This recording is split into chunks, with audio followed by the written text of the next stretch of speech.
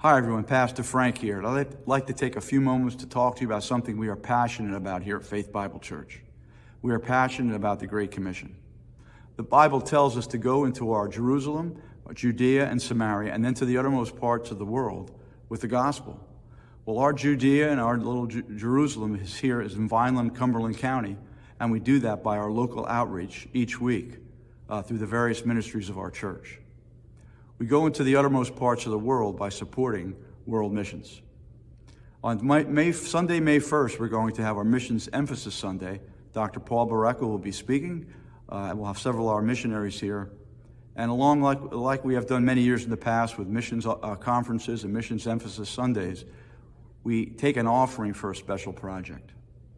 Well, this year, we all know with the war that's happening in Ukraine, there's many of our brothers and sisters, as well as millions of people who have been displaced and been affected by this terrible war. Pastor Jason has a connection, and through that connection, we've been connected with a local pastor that's in the Ukraine who is providing humanitarian aid, food, shelter, and sometimes financial needs being met with those who have been affected by the war.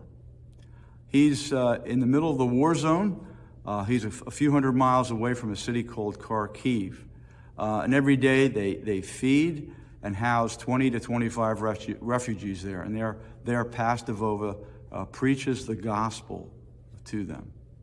They send New Testaments along with other church literature, other gospel literature, and other humanitarian aid, food, clothing, medical needs, and they're taking that along with another pastor to the city called Kharkiv, which is about 500 miles away from the city of Kiev, which is the capital of the Ukraine.